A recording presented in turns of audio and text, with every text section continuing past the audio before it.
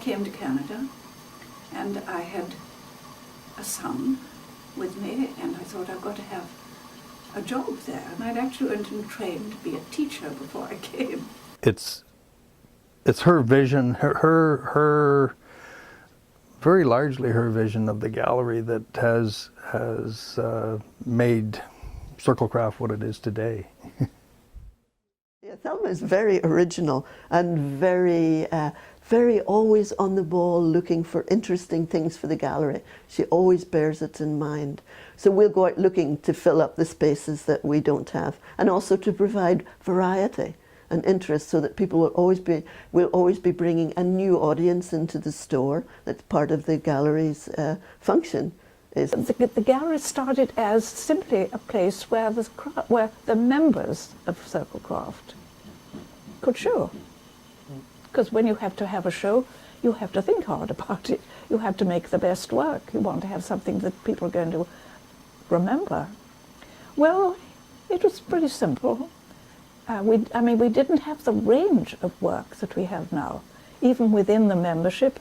And it was only gradually, I was asked to, how I got involved was that must have been writing for the newsletter for some reason. They asked me to write reports on it. So I did. I wrote reports, and because we didn't have the web or anything, I would describe them very carefully.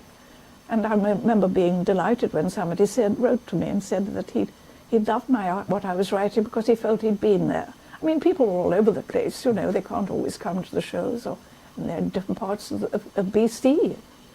So that was good, to know that you were being something useful.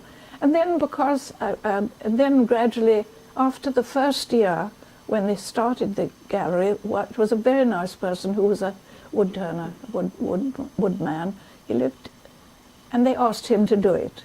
And he had no idea. He'd never had a gallery. And so he did it his way, mostly by having people send them photographs. And it was some of it was all right, some of it wasn't all right, really. It was just not very, you had to have some knowledge. And as I'd have a gallery, and people knew I had, they said, would I curate it? This is the idea of craftsmanship. It has to be you. Don't copy something and think it's good enough. What we want is the integrity of yourself, whether you're making a very simple pot to bring soup out of, or teapot, which is more difficult, or whatever.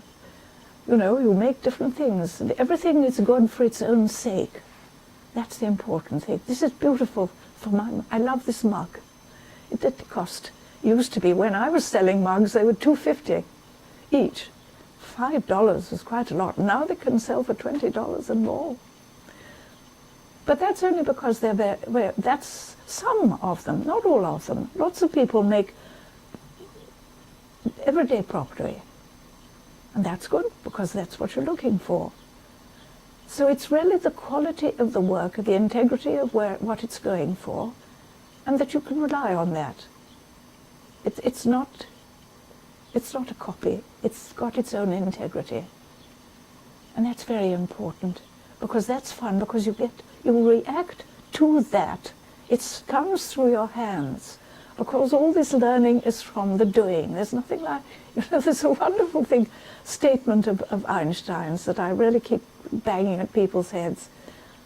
Experience is the only true knowledge. The rest is information.